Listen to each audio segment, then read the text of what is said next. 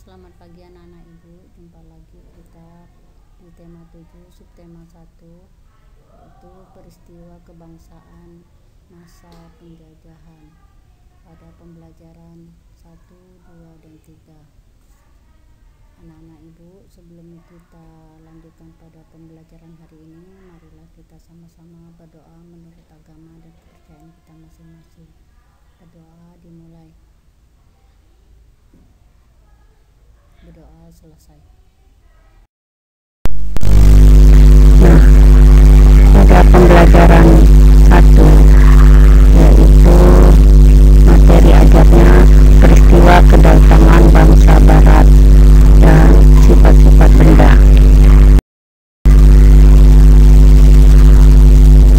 Anak-anak ibu, perlu kamu ketahui, rempah-rempah begitu melimpah di bumi Indonesia.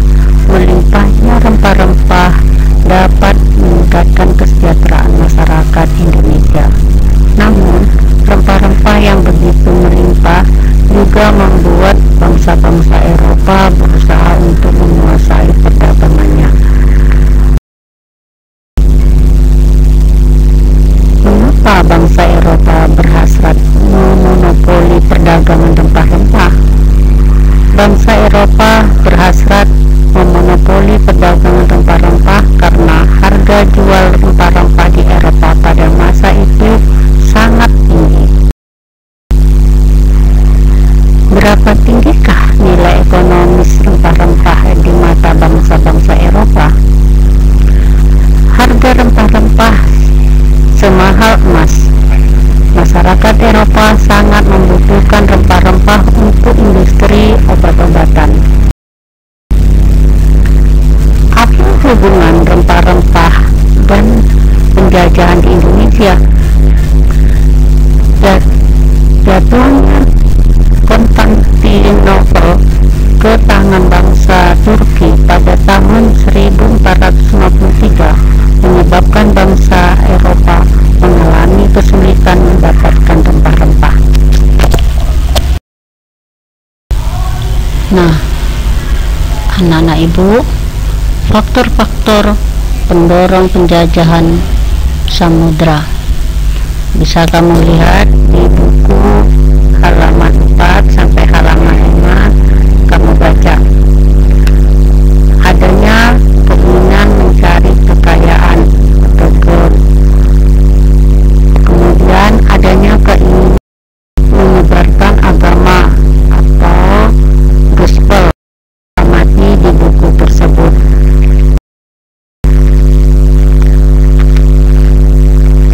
Nah, sekarang kita masuk pada sifat-sifat benda. Benda-benda yang ada di sekitar kita digolongkan menjadi 3, yaitu benda padat, cair, dan gas. Ketiganya memiliki sifat yang berbeda. Perhatikan sifat benda padat, yaitu benda padat mempunyai sifat diantaranya bentuk benda padat tetap. Bentuk benda padat dapat diubah jika mendapatkan perlakuan tertentu, misalnya dipotong, digosok, atau ditumbuh.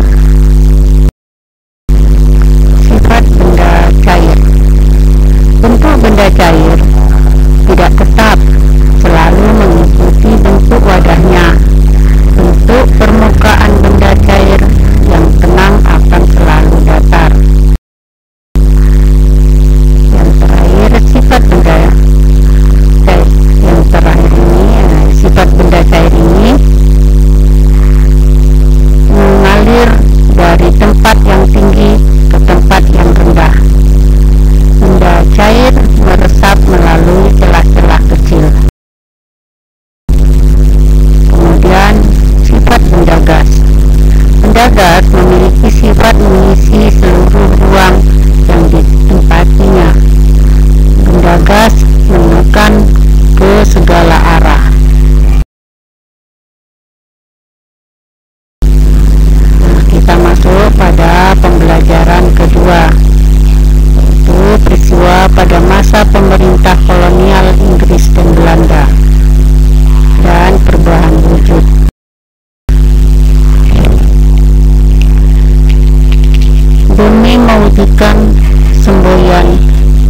3G, Gaul, Gospel, dan Gori, bangsa-bangsa Eropa di Indonesia membentuk pemerintahan kolonial di Indonesia.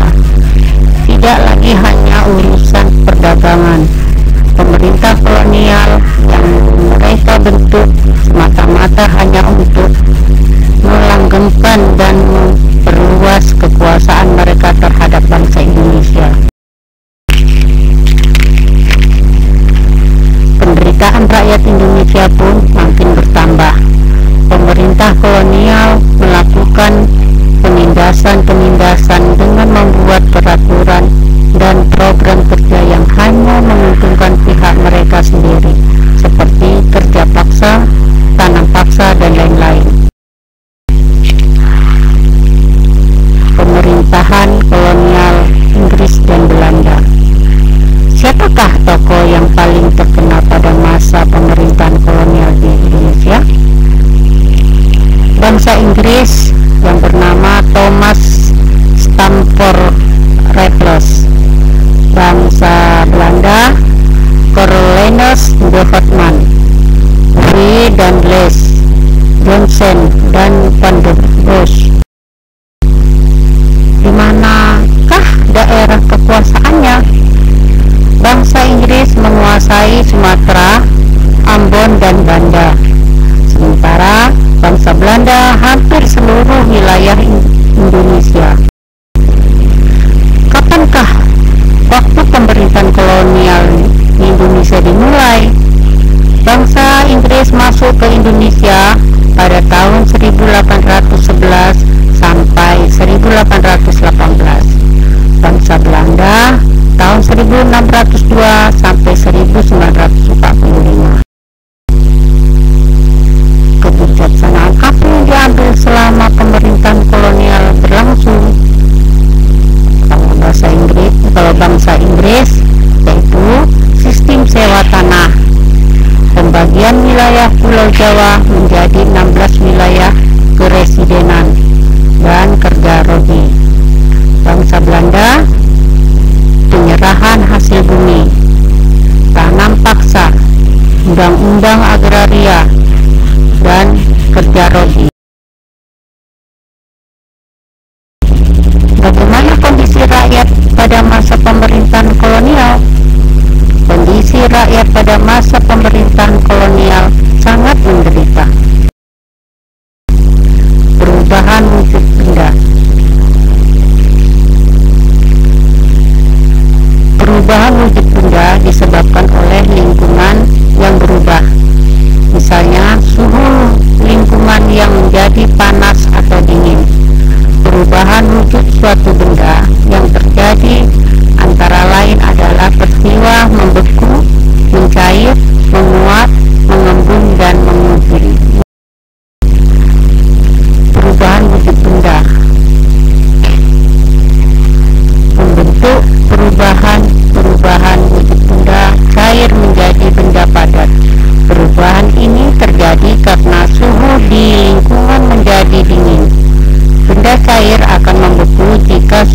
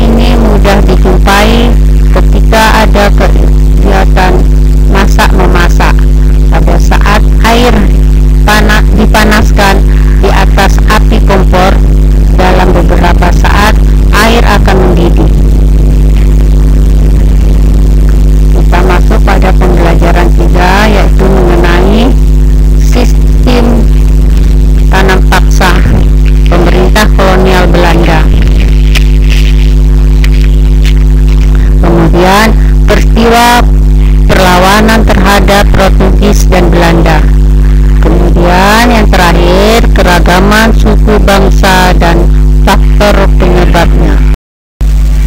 Anak-anak ibu, bisa kamu baca di buku kamu, di buku temamu, yaitu di halaman 30 ya, di halaman 30 sistem tanah paksa pemerintahan kolonial Belanda. Kamu baca dan kamu amatin.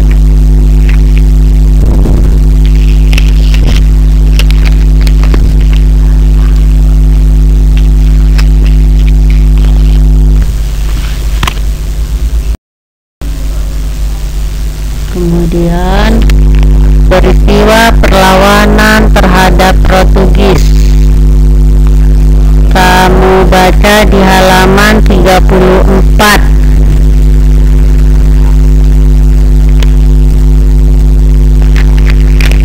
Kamu baca, kamu ingat.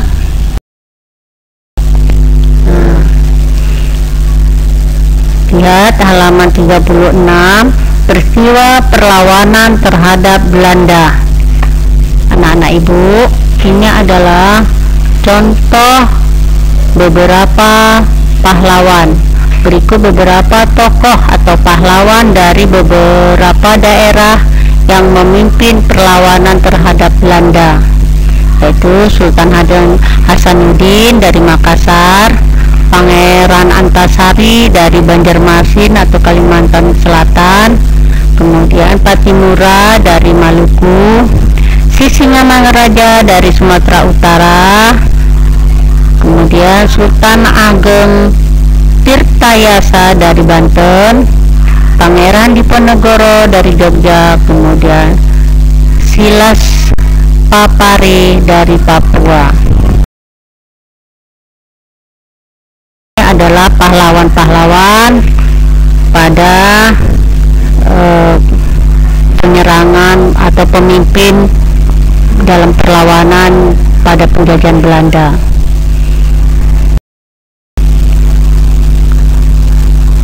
Anak ibu, selanjutnya adalah keragaman sosial budaya di Indonesia.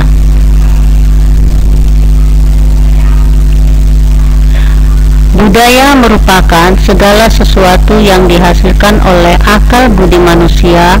Adapun wujud budaya yaitu gagasan atau ide, misalnya kepercayaan, tindakan misalnya upacara adat dan seni pertunjukan, serta benda misalnya pakaian adat dan senjata tradisional. Dapat kamu baca di halaman 38 ya, itu faktor penyebab keragaman bangsa Indonesia, yaitu diantaranya faktor keturunan, yaitu ada 2, ras di Indonesia dan suku di Indonesia. Bergambar tampilan tersebut.